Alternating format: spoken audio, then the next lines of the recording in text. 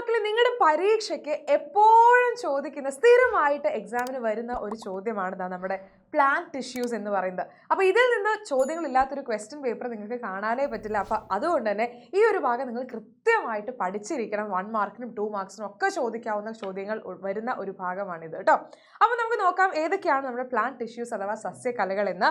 ആദ്യത്തെയാണ് parenchyma എന്ന് പറയുന്നത്. അതാ പാരൻകൈമ കാണാൻ ഇങ്ങനെയായിരിക്കും. വളരെ സിമ്പിൾ ആയിട്ടുള്ള ഏറ്റവും സിംപ്ലസ്റ്റ് സ്ട്രക്ചർ, നമ്മൾ സസ്യകലകളിലെ ഏറ്റവും ഒരു ലഘുഘടന എന്ന് പറഞ്ഞ അല്ലെങ്കിൽ ഏറ്റവും സിംപ്ലസ്റ്റ് ആയിട്ടുള്ള സ്ട്രക്ചർ ഉള്ള ആളാണ് ആര്, നമ്മുടെ പാരൻകൈമ എന്ന് പറയുന്നത്. അപ്പോൾ പാരൻകൈമ നോക്കിക്കഴിഞ്ഞാൽ വളരെ വളരെ സോഫ്റ്റ് ഭാഗങ്ങൾ, നമ്മൾ പ്ലാന്റ്സിൻ്റെ ഒക്കെ വളരെ സോഫ്റ്റ് ആയിട്ടല്ലേ, നമ്മൾ ഭയങ്കര എന്താ പറയുക വളരെ മൃദുവായിട്ടുള്ള ഭാഗങ്ങളൊക്കെ വരുന്ന ഭാഗത്ത് അധികവും ഉള്ള കോശങ്ങൾ എന്ന് പറയുന്ന ഇത്തരത്തിലുള്ള പാരൻകൈമ സെല്ലുകളായിരിക്കും. നിങ്ങൾക്ക് ഇതിൻ്റെ ഇടയിലൊക്കെ നോക്കിക്കഴിഞ്ഞാൽ ഇങ്ങനെ കുറേ സ്പേസ് ഒക്കെ കാണാം അല്ലേ, സെല്ലുകളുടെ ഇടയിലായിട്ട് ഇവിടെയൊക്കെ നിങ്ങൾക്ക് സ്പേസ് ഒക്കെ കാണാനായിട്ട് സാധിക്കും.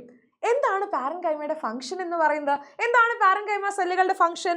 ഫോട്ടോസിന്തസിസിനും അതുപോലെ തന്നെ സ്റ്റോറേജ് അല്ലേ, ഫോട്ടോസിന്തസിസ് പ്രകാശ സംശ്ലേഷണം നടത്താനും അതുപോലെ തന്നെ ഫുഡ് സ്റ്റോർ ചെയ്യാനും ആഹാരം സംഭരിക്കാനും ആര് സഹായിക്കും? നമ്മുടെ പാരൻകൈമ സഹായിക്കും. അങ്ങനെയാണെങ്കിൽ നമ്മുടെ കോളൻ കൈമ നോക്കിയാൽ നിങ്ങൾക്ക് കാണാം എന്താണ്, ഈ പറയുന്ന സെല്ലുകളുടെ ഈ കോർണേഴ്സിൽ മാത്രം കണ്ടോ, സെല്ലുകളുടെ ഇങ്ങനെ കോർണറിൽ മാത്രമേ നമുക്ക് എന്ത് കാണാൻ പറ്റുള്ളൂ, ഒരു തിക്നെസ് കാണാനായിട്ട് പറ്റുള്ളൂ അല്ലേ. ഈ ഒരു മൂലകളിൽ അല്ലെ, ഈ കോർണേഴ്സിൽ നോക്കിക്കഴിഞ്ഞാൽ മാത്രമാണ് എന്ത് ഈ പറയുന്ന ഒരു കട്ടി കൂടിയ ഭാഗം നമുക്ക് കാണാനായിട്ട് സാധിക്കുക. കണ്ടോ, ഓരോരോ കോർണറിലായിരിക്കും ഈ കട്ടി കൂടിയ ഭാഗങ്ങൾ നമുക്ക് കാണാനായിട്ട് സാധിക്കുക. അങ്ങനെയുള്ള സെൽസ് ആണ് കോളൻ കൈമ സെൽസ് എന്ന് പറയുന്നത്. ഈ കോളൻ കൈമ സെല്ലുകളുടെ ഫംഗ്ഷൻ എന്താണ്? ഒരു ഫ്ലെക്സിബിലിറ്റിയും അതുപോലെ തന്നെ പ്ലാന്റിന് സപ്പോർട്ട് നൽകുക. യെസ്, ഫ്ലെക്സിബിലിറ്റി എന്ന് പറഞ്ഞാൽ എന്താ, ഒരു വഴക്കം അല്ലേ. നമുക്കറിയാം ഇങ്ങനെ പ്ലാന്റ്സിന് ഇങ്ങനെ അങ്ങോട്ടും ഇങ്ങോട്ടൊക്കെ തിരിയാനും ഒരു ഫ്ലെക്സിബിലിറ്റി കൊടുക്കാനും അതുപോലെ തന്നെ പ്ലാന്റ്സിന് ഒരു സപ്പോർട്ട് കൊടുക്കാനും ആര് സഹായിക്കും? കോളൻ കൈമ. അങ്ങനെയാണെങ്കിൽ ഇതാണ് ആര്, നമ്മുടെ സ്ക്ലീറൻ കൈമ എന്ന് പറയുന്നത് അല്ലേ, സ്ക്ലീറൻ കൈമ എന്ന് പറയുന്നത്. അപ്പോൾ സ്ക്ലീറൻ കൈമ ടിഷ്യൂസ് നമ്മൾ നോക്കിക്കഴിഞ്ഞു കഴിഞ്ഞാൽ സ്ക്ലീറൻ കൈമ ടിഷ്യൂസിലെ സെല്ലുകൾ നോക്കിക്കഴിഞ്ഞാൽ കണ്ടോ, എല്ലാ ഭാഗത്തും ഒരുപോലെ തന്നെ തിക്നെസ് ഉണ്ടായിരിക്കും. സെല്ലിൻ്റെ ഈ ഒരു ഭാഗം നോക്കിക്കഴിഞ്ഞാൽ നിങ്ങൾക്ക് കാണാം എല്ലാ ഭാഗത്തും ഒരുപോലെ തിക്കാണ്. നമ്മൾ പറഞ്ഞു നമ്മുടെ കോളൻ കൈമ എങ്ങനെയായിരുന്നു, ഓരോരോ കോർണറിലായിരുന്നു തിക്നെസ് ഉണ്ടായിരുന്നത്. സ്ക്ലീറൻ കൈമ എടുത്താലോ എല്ലാ ഭാഗത്തും യൂണിഫോം ആയിട്ടുള്ള തിക്നെസ് നമുക്ക് കാണാനായിട്ട് സാധിക്കും.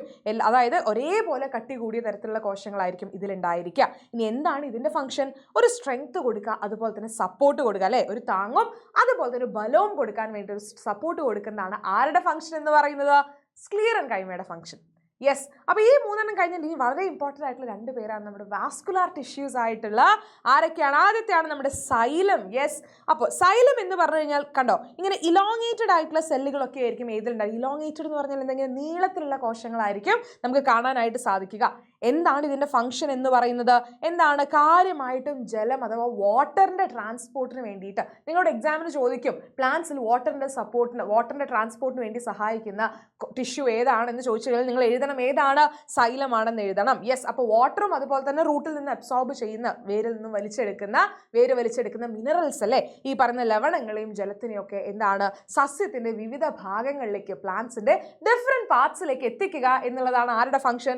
സൈലത്തിൻ്റെ ഫംഗ്ഷൻ. അതുപോലെ തന്നെ എന്താണ്, തിക്കായിട്ടുള്ള വാൾസ് ആയിരിക്കും ഉണ്ടായിരിക്കുക കോശങ്ങളുടെ. ഈ പറയുന്ന നമ്മൾ നോക്കിക്കഴിഞ്ഞാൽ കോശഭിത്തി എന്ന് പറയുന്നത് ഭയങ്കര കട്ടിയുള്ളതായിരിക്കും. തിക്കായിട്ടുള്ള വാൾസ് ആയതുകൊണ്ട് തന്നെ എന്താണ്, ആ കട്ടിയുള്ളത് കൊണ്ട് തന്നെ നമ്മുടെ പ്ലാന്റിനൊരു സപ്പോർട്ടും സ്ട്രെങ്ത്തും കൊടുക്കാനായിട്ട്, ഒരു താങ്ങും അതുപോലെ തന്നെ ബലവും കൊടുക്കാനായിട്ട് ആര് സഹായിക്കും? സൈലം സഹായിക്കും.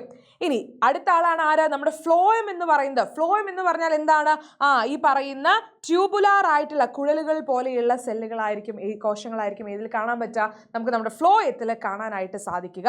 ഇങ്ങനെ ഇന്റർ കണക്റ്റഡ് ആയിട്ട് ഇങ്ങനെ കണക്ട് ചെയ്തിട്ടുള്ള സെല്ലുകളായിരിക്കും നമുക്ക് ഇവിടെ കാണാനായിട്ട് സാധിക്കുന്നുണ്ടായിരിക്കും. തമ്മിൽ ഇങ്ങനെ പരസ്പരമായിട്ട് ബന്ധിപ്പിച്ച പരസ്പര ബന്ധിതമായിട്ടുള്ള കോശങ്ങളായിരിക്കും കാണാൻ സാധിക്കുക. യെസ്, അപ്പോൾ അങ്ങനെയാണെങ്കിൽ നിങ്ങളുടെ അടുത്ത് ചെറിയൊരു ക്വസ്റ്റ്യൻ മിസ് ചോദിക്കുകയാണ്, എന്താണ് ഫ്ലോയത്തിൻ്റെ ഫംഗ്ഷൻ എന്ന് പറയുന്നത്? ഫ്ലോയത്തിൻ്റെ ഫംഗ്ഷൻ അഥവാ ധർമ്മം എന്താണ് എന്ന് നിങ്ങൾക്ക് അറിയും എന്നുണ്ടെങ്കിൽ എന്ത് ചെയ്യുക, നിങ്ങൾ താഴെ കമൻറ്റ് ചെയ്യാനായിട്ട് മറക്കരുത്. അപ്പോൾ ഈ വീഡിയോ ഇഷ്ടപ്പെട്ടു എന്നുണ്ടെങ്കിൽ ലൈക്ക് ചെയ്യണം, നമ്മുടെ ചാനൽ സബ്സ്ക്രൈബ് ചെയ്യാൻ മറക്കരുത് മക്കളെ. കാരണം ഇതുപോലെയുള്ള ഒരുപാട് ഇൻഫോർമേറ്റീവ് ആയിട്ടുള്ള കാര്യങ്ങൾ നമ്മുടെ ചാനലിൽ വരുന്നുണ്ടായിരിക്കും. അപ്പോൾ അതൊക്കെ കാണണമെന്നുണ്ടെങ്കിൽ നിങ്ങൾ എന്ത് ചെയ്യുക, ഈ ചാനൽ സബ്സ്ക്രൈബ് ചെയ്യുക, നിങ്ങളുടെ ഫ്രണ്ട്സിനൊക്കെ ഷെയർ ചെയ്ത് കൊടുക്കുക. അപ്പോൾ മറക്കണ്ട, ഫ്ലോയത്തിൻ്റെ ഫംഗ്ഷൻ എന്താണെന്നുള്ളത് നിങ്ങൾ താഴെ കമൻറ്റ് ചെയ്യുക. മറ്റൊരു വീഡിയോ ആയിട്ട് നമുക്ക് കാണാം. ബൈ.